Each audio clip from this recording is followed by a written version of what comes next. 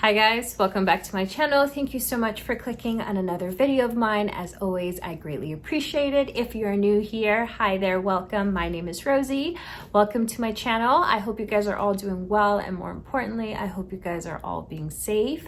So for today's video, I wanted to go ahead and share with you guys my 10 best tips when it comes to entering this natural hair journey.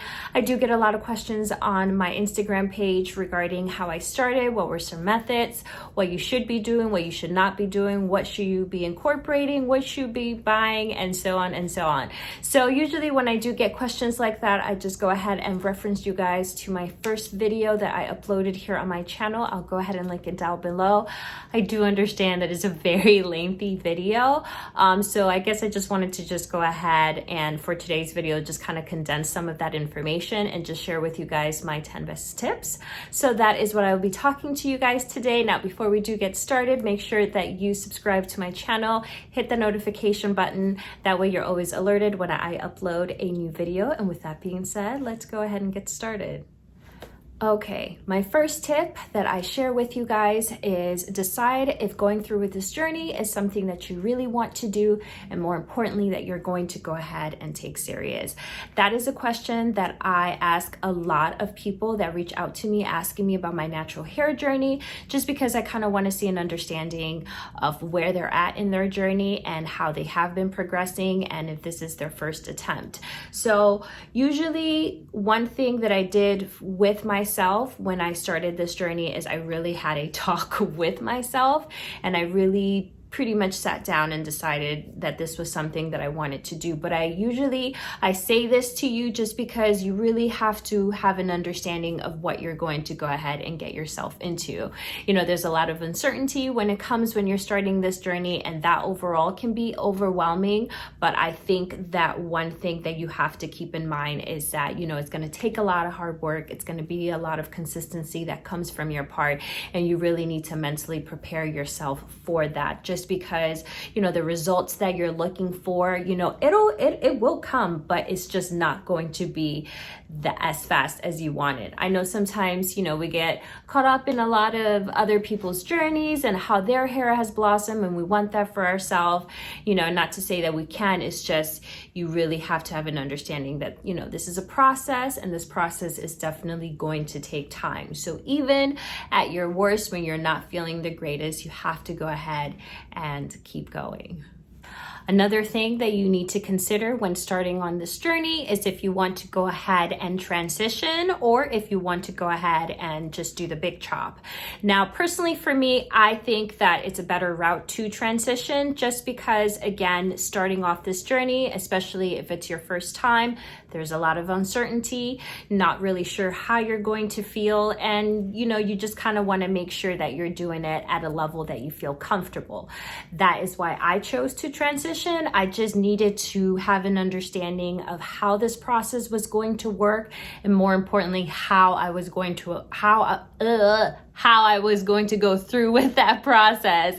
So I just thought that transitioning just seemed a better route for me, because it gave me the opportunity to continue to have my length, you know, and keep my hair how it was while the new growth was going in. So that just kind of also gave me an opportunity to learn about products, learn about methods, and overall how to properly care for my hair.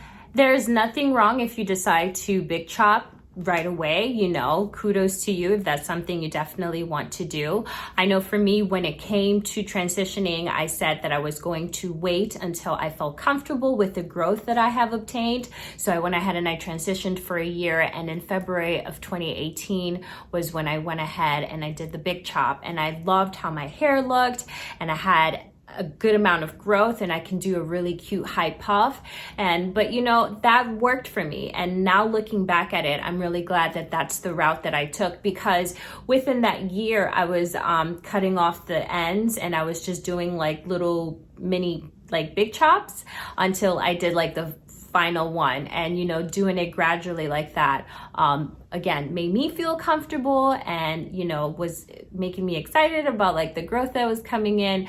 But, you know, I did it at a pace that I felt comfortable. So, you know, when you're thinking about entering this journey, that's another thing that you want to think about as well. You know, you want to decide which route you want to go. I personally think that transitioning was the best route for me, but of course you need to have that conversation with yourself and decide which route is best for you. Tip number 2, creating a hair regimen and sticking with it. I think that creating a hair regimen was absolutely key for me when it came to my natural hair journey. That is really what set the foundation of my journey. So when it comes to a hair regimen, you want to go ahead and keep it simple. I know watching YouTube videos, we kind of get caught up in what everybody else is doing, and you know, they're taking a lot of steps, but you know, they're pros at it, so they have an understanding with their hair. So when you're starting off, I would say your hair regimen should be pre-poo, should be shampoo, conditioner, deep conditioning, and then styling your hair. Those are the steps that I took in my journey when I started out, and it is still to this day the same steps that I take, and it has really laid the foundation when it comes to caring for my hair. Now, when it comes to pre-poo, this is something that I've been doing, that I did heavily while I was transitioning, just because I learned early on a lot of benefits when it comes to pre-pooing. Now, when I first started, because you know my hair was bone straight, it wasn't really necessary for me to pre-poo, but I would say when I hit that 6-month mark and I was really seeing that growth, and my growth was just getting thicker, you know, it was then that I really saw the benefits of pre-pooing. Back then, well, to this day, I love to pre-poo with aloe vera. I try a lot of different products nowadays, but aloe vera and oil were definitely my staple when it came to pre-pooing. But one of the most important benefits when it comes to pre-pooing is that it allows you the opportunity to add moisture to your hair before you start manipulating. And that was something that I learned early on, because it's really not good for you to manipulate dry hair. It's just, you know, your hair is thicker, and especially if you're transitioning, you're dealing with that two texture. So that means that you have to be very fragile with your hair because of that two texture. And when it comes to pre-pooing, it really helps add that moisture. It helps add that slip, so it's easier to detangle, to get rid of any shedding. That way, when you start your shampoo process, you know, your hair is not dry and it has moisture in there, so it's just easier for you to manage. I do have videos here on my channel showing how I pre-poo and explaining more of my method. I'll go ahead and I'll link that in the description below, so you can go ahead and take a look at it. Next step, after you've pre-poo, you're gonna decide if you're gonna wash with a shampoo or if you're gonna go ahead and co-wash. So when I was transitioning, I did a lot of co-washing, especially in the summertime, just because it was hot and I just wanted to just have some hydration in my hair. But it was a lot simpler for me to co-wash also because of my schedule. But the main difference is, you know, with the shampoo, personally for me, because I'm so heavy-handed with products, I needed to wash with a shampoo just to remove all of that buildup. When you're co-washing, you know, you're doing it with the cleanser, you know, the conditioner type, and it's not as stripping on your hair. But one thing that you have to be mindful is just how you apply products throughout the week. If you're very heavy-handed like I am, I have to go ahead on Sundays and wash with a shampoo, which is what I did, because I made the mistake when I was transitioning that, you know, there was a lot of videos just kind of expressing that shampoo is not good and you should not use shampoo that much. So I was like, oh, okay, I'm not going to use shampoo at all. And I would only strictly co-wash. And I started noticing that throughout the week, my scalp was just very itchy and I was like scratching it. And you can just kind of see that buildup was there because I haven't removed it because I've been co-washing. So once I kind of figured that out, I just decided, you know, I started monitoring how I was using my products throughout the week. And if I was super heavy-handed, then I knew that on that Sunday I needed to use a shampoo. to just remove all of that buildup. Now during the week, if I have time and I wanted to just go ahead and co-wash just to cleanse, I can go ahead and do that. I don't really have the opportunity to do that right now. Well, I guess now I do for the time being. So I personally prefer to use a shampoo just because I'm just very heavy-handed, and I really, you know, when I'm starting off on clean hair, I really want to make sure that that hair is clean. Next step, after washing, you want to go ahead and condition your hair. This is my favorite conditioner right here from Aussie. They have like a peach one as well. It doesn't matter. I've tried them all and I love them, but this is the conditioner that I used when I was transitioning. This has so much slip. This is affordable. This was like $7. I got it at Target, and I love using this because I deal with no shedding, no tangles when I'm in the shower, because this is such a lifesaver. So usually when I condition, I love applying the deep conditioner while water is running in my hair, and it just kind of glides the conditioner, and then my strands are like all like in their place and they're not getting tangled. But also because this is a lot of conditioner, so this lasts me a while, and I'm also very heavy-handed with conditioner. But yeah, if this is a conditioner, if you're looking for a conditioner, I definitely recommend this the Aussie line. It's really, really great, especially just because it's affordable and it provides a lot of slip. After deep conditioning, you want to go ahead and deep condition. Steps. So deep conditioning is really, really important. It's probably my favorite part of wash day, but you want to go ahead and deep condition for 30 minutes. Now, I tell this to everyone, you want to go ahead and deep condition with heat. The reason that being is you want the heat to open your hair follicles so the deep conditioner can better penetrate in your hair. That's what's going to make your hair stronger. It's going to make it thicker. It's going to help it grow. So it's something that I express to everyone. With deep conditioning, it's not a process that you should skip. I was very into my deep conditioning during my transitioning days. I was very consistent with it. I recommend doing it once a week. You know, if you're not able to wash your hair every week, you know, definitely make sure that when you do that, you're incorporating that routine into your regimen. So after you deep condition your hair, next step is how to style your hair. How are you going to decide to style your hair for the week? So I know for me, when I was transitioning, my hair was crap. I'll go ahead and link a video, or excuse me, a photo here somewhere to just show you how bad my hair was. So usually when it came to styling, I really didn't have an option. I mean, I had options, but I just really hated how my hair looked.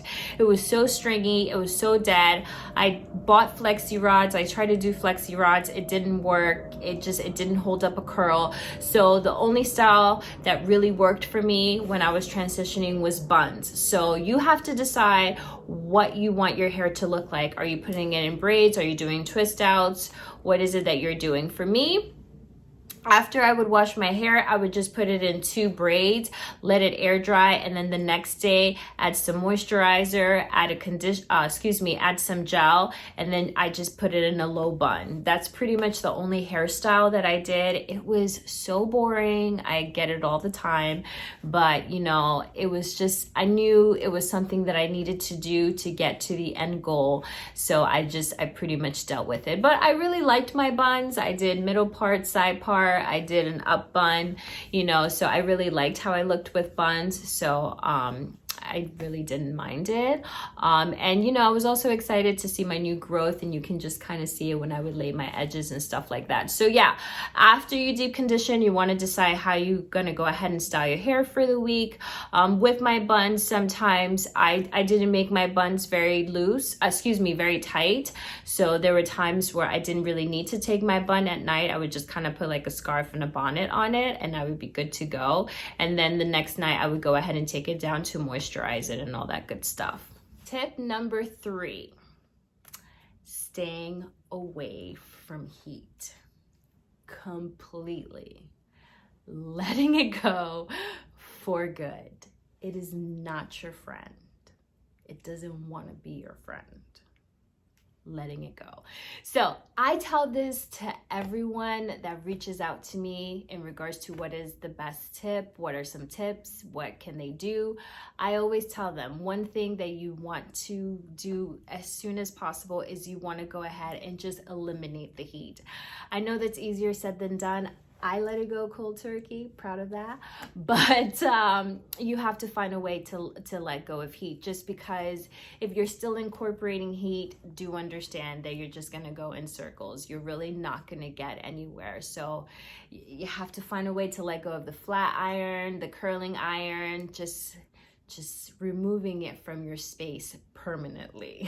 Another thing that you want to consider, when it comes to heat, if you're transitioning, I definitely don't recommend for you to be adding heat to your hair. No straightening, no flat ironing. Keep in mind you're dealing with the two textures, so your hair is already at a very fragile state. So adding heat to that, you're just going to create more damage, you're going to create more setbacks, and you're not really going to get where you want to get in your journey because of the heat. So I know it's hard. Personally, I don't miss it. It really wasn't that hard for me to let go of it, just because I saw how much damage it did. But I mean, that's also my fault because I wasn't using it properly. But I was okay with parting ways with it. So if you're starting on this journey, or you have been on this journey, definitely recommend that you let go of heat. Yeah, you just have to let it go. Tip number 4, trimming your ends gradually. So if you are transitioning, you want to go ahead and make sure that you are taking the opportunity to just kind of slowly trim off those ends. Obviously, you don't have to go to the extreme. I didn't. But you want to go ahead and take time to go ahead and trim it little by little. But more importantly, do it at a level that you feel comfortable. With me, at first, when I started my journey, I was going to transition for like 4 or 5 years and then I'll cut. That didn't happen. But one thing that you want to keep in mind is because of the two texture, that dead hair, there's really no saving it. You have to go ahead and just cut it off. But you can definitely go ahead and do it gradually. When it came to trimming, I have always done my own trims. I have trust issues. I don't let anybody touch my hair. So, I took it upon myself to learn how to trim and how to cut and all that good stuff. I'm not telling you that you have to do that. If you decide to do that, that's on you. But I also recommend for you to, do research and, if you feel more comfortable, to find a professional that is experienced in cutting curly hair. That's a key point, and that you can go ahead and rely on for those trimmings. Tip number 5, creating a hair schedule, and more importantly, sticking with it. So when it comes to a hair schedule, you really want to just pick one day out of the week that you can go ahead and really commit to washing your hair. That day for me is every Sunday. I call it self-care Sunday, but write it down on your calendar, set an alarm, and hold yourself accountable. A lot of this, when it comes to our natural hair journey and going through this process, one of the main things that you have to keep in mind is that you have to be consistent. If you are consistent, you will make it. So pick a day out of the week that you will dedicate to your hair and really stick with caring for your hair on that day every single week, and I promise you're gonna see results. Tip number 6, don't go crazy buying hair products. Don't be like me. I spend so much money in the beginning buying hair products, and then eventually I had to give them away or toss them out just because they really weren't for my hair texture. I guess, when I started transitioning, I just kind of went crazy with all the information that I was obtaining and everything that everybody else was doing. So I just thought that I needed to have one of everything, but in reality that wasn't the case. Now, don't get me wrong, it's fun to experiment with products, and you should definitely experiment and try new things, as you go on with your journey, but definitely don't go crazy right off the bat buying everything.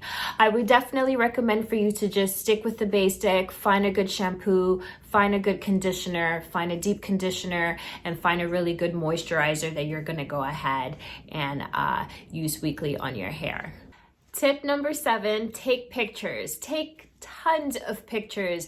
That's something that I'm really glad that I did when I was transitioning, and I'm so glad that I did it because I'm able to go ahead and share those pictures with you guys so you guys can see just how bad my hair was when I started out. But yes, definitely take pictures on wash day. That way you can go ahead and see how your hair is growing. I know that with taking the pictures and then seeing how my hair was growing, you know, that really helped me stay motivated, and it kept me going in my journey. And you know, it really led me to just be really excited as the months went by. So I definitely recommend for you to take pictures so you can look back and just really see how beautiful your crown is growing in. Tip number 8, daily scalp massages. That is something that I share heavily on my page. I speak a lot about it. I tell you guys about it. So scalp massages were a lifesaver for me when I was transitioning. I did that throughout the week. That's something that I definitely recommend to help promote growth. In regards to how many times, I know that I did it about four to five times during the week. And you know, at this point, I really know my hair and I know the amount of products that it can take. So I do them at nighttime before I do my nighttime hair routine. But that's something that I definitely recommend. I recommend scalp massages. Use your favorite oil. I use a cocktail of oils. So I use black castor oil, I use olive oil, I use grapeseed oil, I use vitamin E oil, argan oil. I mix it together, shake it up, take a little bit in my hand, and then just massage that at nighttime before I go to bed. I try to do my scalp massages for about 10 minutes. I definitely focus on my edges as well, but that's definitely something that I recommend. I started doing that and I really saw a huge difference when it came to my hair, and it's something that till this day I am still incorporating. So yes, scalp massages are definitely a must. Tip number 9, moisturizing your hair throughout the week. This is very important, especially, you know, if you didn't really do a hairstyle. Now with me, my hairstyle when I was transitioning, it was just buns. You know, it was just easy for me, and it was the hairstyle that I was comfortable using. But one thing that you definitely want to make sure throughout the week is that you're checking in with your hair. Your hair definitely needs moisture. When it does not receive that moisture, that's when it gets dry, that dryness gets matted, then you're dealing with brittle hair, then it's breaking off, then you're dealing with more shedding, tangles, and so on and so on. So you definitely want to make sure that you're checking in with your hair and you're making sure that you're providing that moisture. I recommend for you to get a spray bottle, spray your hair with some water first before you add that moisture. That way that product can just better penetrate into your hair.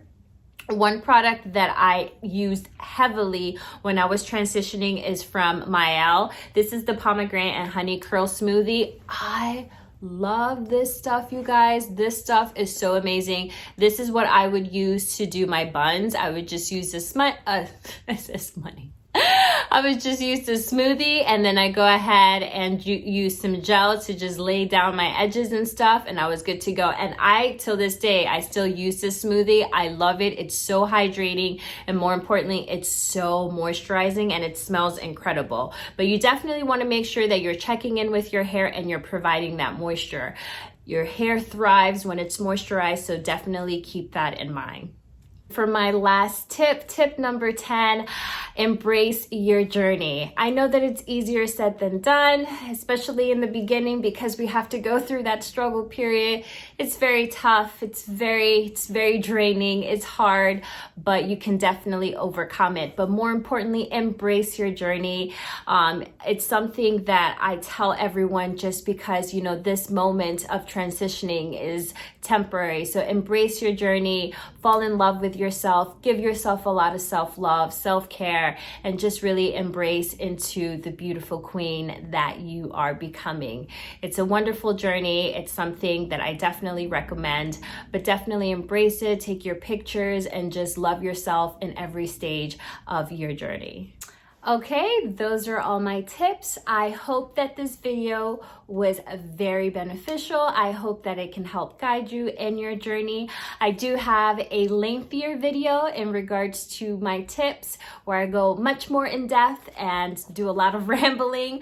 I'll go ahead and I'll link that video down below. I definitely recommend for you to watch it. Connect with me, write me, reach out to me on Instagram, write your comments down below so I can go ahead and respond to you guys if you have any additional questions. I always want to make sure that I'm being a support system and I'm doing my best to guide you in your natural hair journey.